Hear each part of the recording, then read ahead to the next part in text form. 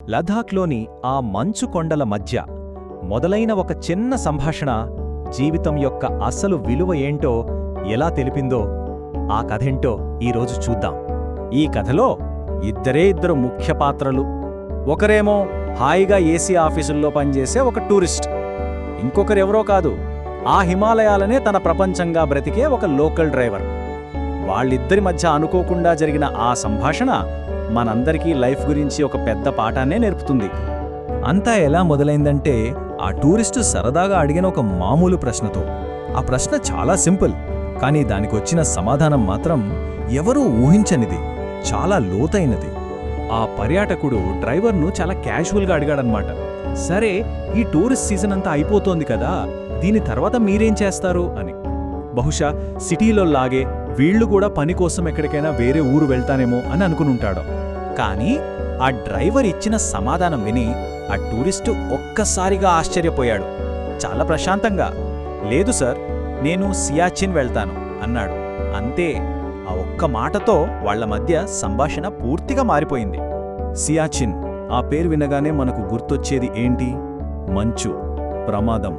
అవును, అది ప్రపంచంలోనే అత్యంత ఎత్తైన యుద్ధక్షేత్రం. ఆ డ్రైవర్కి అక్కడ పనేంటో తెలుసా? చలికాలం మొత్తం మన ఇండియన్ ఆర్మీకి సాయం చేయడమే. అసలు అతను చేసే పని గురించి వింటే మనకే ఒళ్ళు జలధరిస్తుంది. అక్కడ టెంపరేచర్ ఎంత ఉంటుందో తెలుసా? -50 డిగ్రీల సెల్సియస్. అంటే ఊహించుకోండి, వేడి నీళ్లు గాల్లోకి చల్లితే అవి కింద పడకముందే ఐస్ గడ్డలా మారిపోతాయి. అలాంటి ప్రదేశంలో ఊపిరి పీల్చుకోవటమే ఒక పెద్ద సాహసం. ఇది ఒక్కటే కాదు, వాళ్ళు పనిచేసేది సుమారు 18,000 అడుగుల ఎత్తులో. సముద్ర మట్టానికి అంత ఎత్తులో గాలిలో ఆక్సిజన్ లెవెల్స్ చాలా అంటే చాలా తక్కువగా ఉంటాయి. ప్రతి అడుగు వేయడానికి కూడా మామూలు కన్నా చాలా ఎక్కువ బలం కావాలి. సో వాళ్ళ పనేంటి? చాలా కష్టమైంది. సైనిక హెలికాప్టర్లు వదిలిపెట్టిన సరుకుల్ని వీపు మీద మూయాలి. ఎక్కడా? మామూలు రోడ్ల మీద కాదు, ఏ వెహికల్ కూడా వెళ్లలేని మంచు కొండల మీద, ప్రమాదకరమైన గ్లేషియర్స్ మీద నడవాలి. ఇదంతా ఎప్పుడు చెయ్యాలంటే శత్రువులకి కనపడకుండా తెల్లవారుజామున చిమ్మ చీకటిలో ఎలాంటి శబ్దం లేకుండా చెయ్యాలి. రోజుకి కేవలం 2 గంటలే పని. మరి మిగతా 22 గంటలు ఆ చలిలో, ఆ పరిస్థితుల్లో ప్రాణాలతో ఉండటానికే పోరాడాలి. అక్కడ ప్రమాదమనేది ప్రతి క్షణం వెంటాడుతూనే ఉంటుంది. ఫ్రాస్ట్ బైట్ అంటే ఆ చలికి శరీర భాగాలు చచ్చుబడిపోతాయి. అడుగు కాస్త పక్కన పడితే చాలు లోతైన మంచు పగుళ్లలో పడిపోవడమే. వీటికి తోడు ఎప్పుడు ఎటువైపు నుంచి శత్రువుల తూటాలు వస్తాయో తెలియని భయం.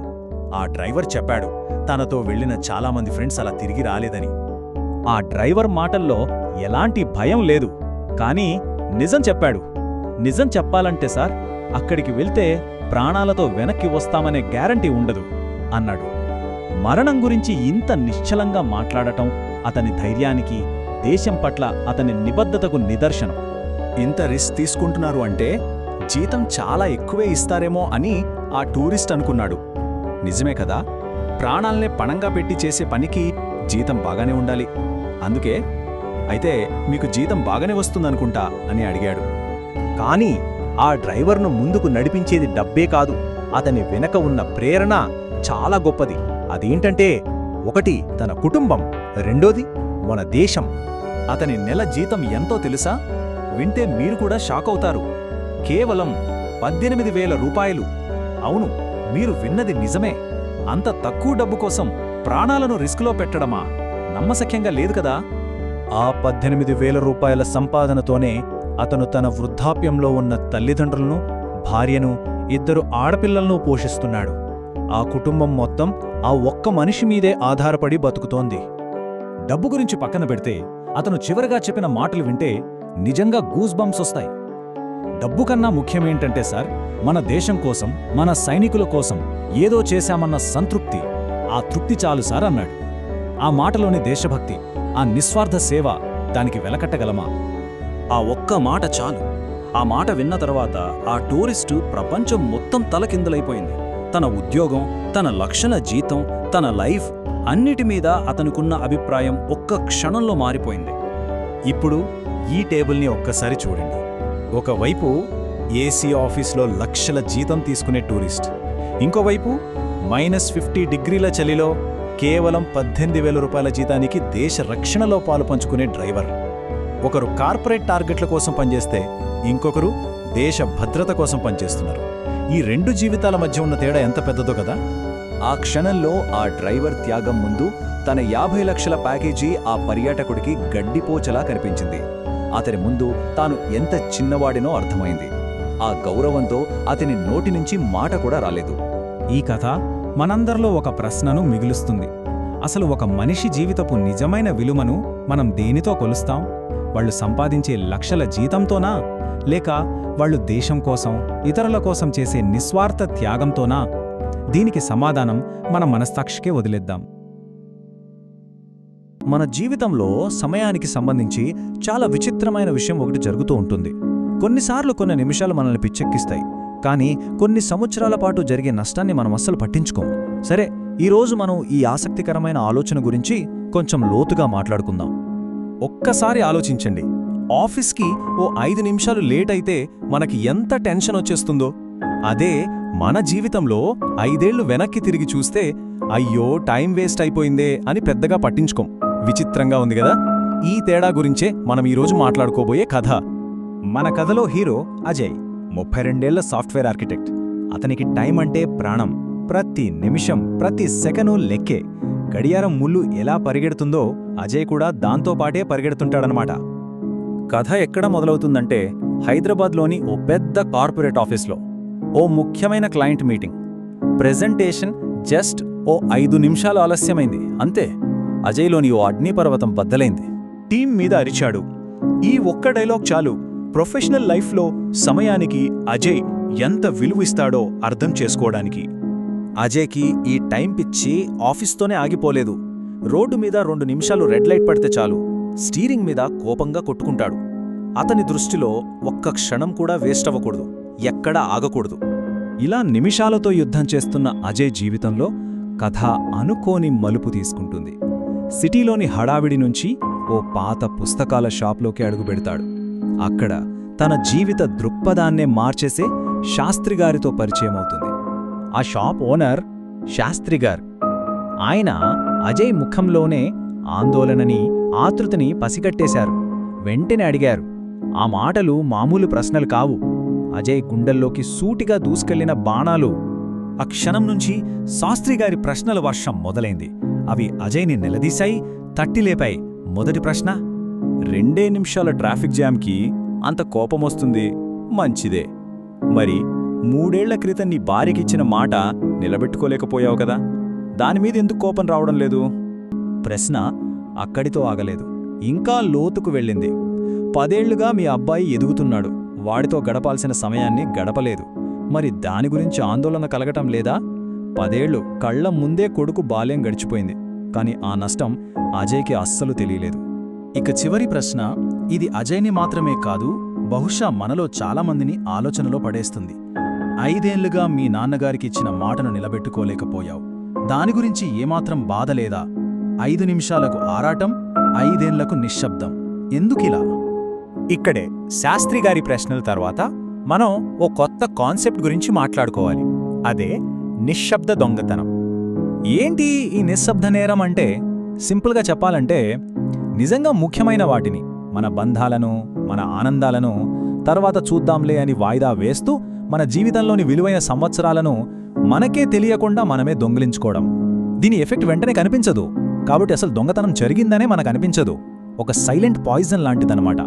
ఈ రోజుల్లో మనందరికీ ఇది కనెక్ట్ అవుతుంది. ఇంట్లో వైఫై 2 నిమిషాలు స్లో అయితే మనకు బీపీ వచ్చేస్తుంది.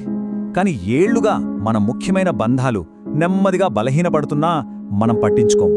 విచిత్రం కదా. శాస్త్రిగారి మాటలు అజయ్లో ఓ భూకంపం సృష్టించాయి.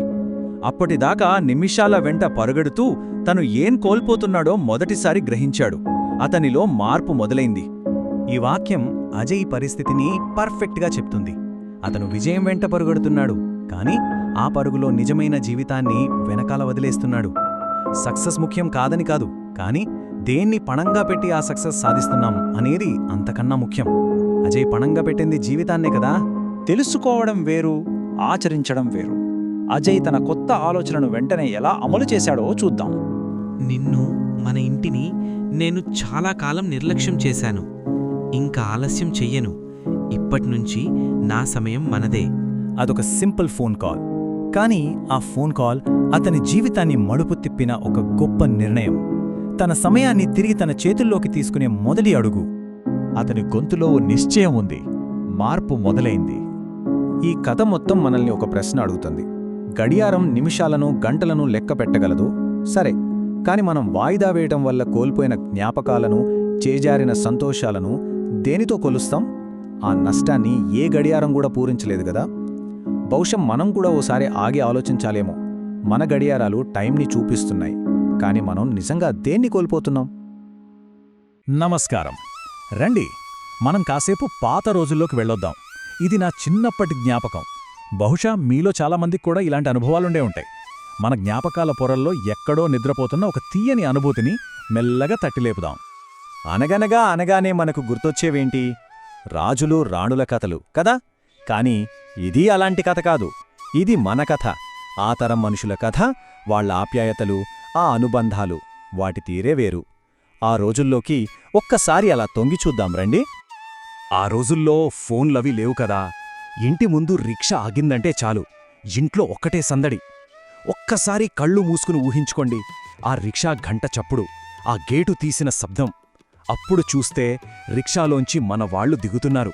ఇక చూడాలి, రండి రండి అంటూ ఇంట్లోంచి పరుగెత్తుకెళ్ళి వాళ్ల చెయ్యి పట్టుకుని లోపలికి తీసుకురావడం. అసలు అతిథి అనే మాటకు ఎంత మంచి అర్థముందో చూడండి. తిథి అంటే తేదీ, చెప్పకుండా వచ్చేవాళ్లు. వాళ్లు కూడా ఎంత మర్యాదగా, అదేదో ఊరిలో పని పడిందండి, అలా మిమ్మల్ని ఒకసారి చూసిపోదామనొచ్చాను అనేవాళ్లు. వాళ్ల రాక మనకు చెప్పకపోయినా మనసుకు మాత్రం భలే సంతోషాన్నిచ్చేది. వాళ్ళలా ఇంట్లో అడుగు పెట్టగానే అసలైన ఆతిథ్యం మొదలవుతుంది. ముందుగా గుమ్మంలోనే కాళ్లు కడుక్కోవడానికి నీళ్లు, ఆ తర్వాత వరండాలో ఒక కుర్చీ వేసి ఇంటి యజమానే స్వయంగా తాటాకు విసనకర్ర పట్టుకుని విసరడం మొదలుపెట్టేవారు. ఆ గాలి ఎంత చల్లగా, ఎంత సేద తీర్చేదిగా ఉండేదో మాటల్లో చెప్పలేం. ఇక మొదలయ్యేవి కబుర్లు, అస్సలు ఆగకుండా. ఊర్లో వాళ్ళెలా ఉన్నారు, పంటలు పండాయా, పిల్లలేం చదువుతున్నారు, ఇలా ఒకదాని తర్వాత ఒకటి.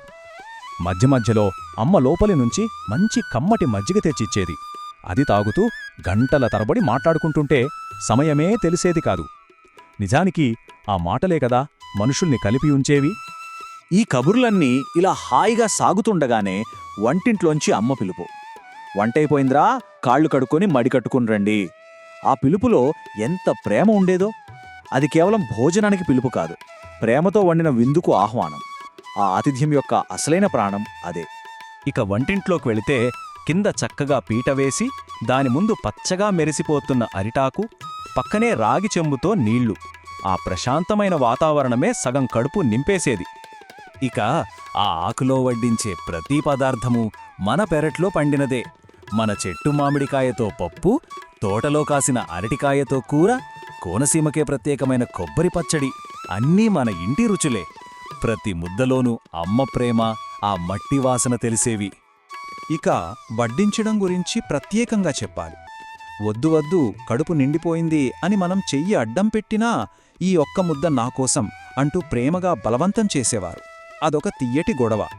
చివరికి మనమిక మాట్లాడలేక పొట్టమీద చెయ్యి పెట్టుకుంటే కాని వాళ్ళు ఆపేవారు కాదు. అదే కొసరి కొసరి వడ్డించడమంటే. అంత కమ్మగా భోజనం చేశాక వరండాలో వేసిన నవారు మంచం మీద ఓ కొనుకు. ఫ్యాన్లు లేవు, ఏసీలు లేవు. ఆ చల్లటి ప్రకృతి గాలికి, ఆ మట్టి వాసనకి, అలిసిపోయిన ఒంటికి ఎంత హాయిగా అనిపించేదో. తెలియకుండానే నిద్రలోకి జారుకునేవాళ్లం. సాయంత్రం మెల్లగా మెలకు వచ్చేసరికే వేడివేడి టీ వాసన, దాంతోపాటు చెగోడీలు, పూతరేకుల్లాంటివి అప్పటికప్పుడు ఇంట్లో చేసినవి. అవి తింటూ మళ్లీ మొదలు కబుర్లు. ఆ సాయంకాలాలు ఎంత అందంగా గడిచిపోయేవో.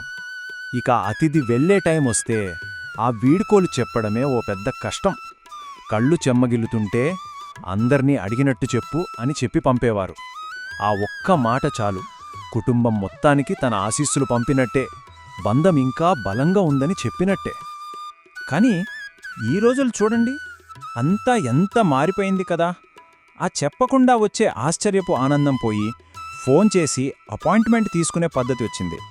ఇంట్లో ప్రేమగా చేసే విందు భోజనం బదులు బయట ఏదో క్యాఫేలో కాఫీ. గంటల తరబడి సాగే కబుర్లు 10 నిమిషాల వీడియో కాల్లో ముగిసిపోతున్నాయి. ఆలోచిస్తే ఒకప్పుడు మనుషుల్ని మనస్ఫూర్తిగా ఆహ్వానించేవాళ్ళం. ఇప్పుడు జస్ట్ మెసేజ్లు పంపుతున్నాం. మరి ఆ పిలుపులో ఉండే ఆర్ద్రత ఏమైంది? ఆ వంటింటి కమ్మటి వాసన, ఆ అరిటాకు మీద వడ్డించిన ప్రేమ, అదంతా మనం ఎక్కడో జారవిడుచుకున్నాం. ఇప్పుడవన్నీ తీపి జ్ఞాపకాలు మాత్రమే. చివరిగా ఒక్క విషయం, అతిథి దేవోభవ అనేదేదో పాతకాలపు సంప్రదాయం కాదు. అది మనుషుల్ని కలిపి ఉంచే ఒక ప్రాణం, మనసుల మధ్య దూరాన్ని చెరిపేసే ఒక సూత్రం. ఆ ప్రేమ, ఆ ఆప్యాయత ఎక్కడికి పోలేదు, మనందరి హృదయాల్లోనే నిశ్శబ్దంగా దాగి ఉంది. మళ్ళీ ఎవరైనా మన తలుపు తడతారేమో అని ఎదురుచూస్తూ.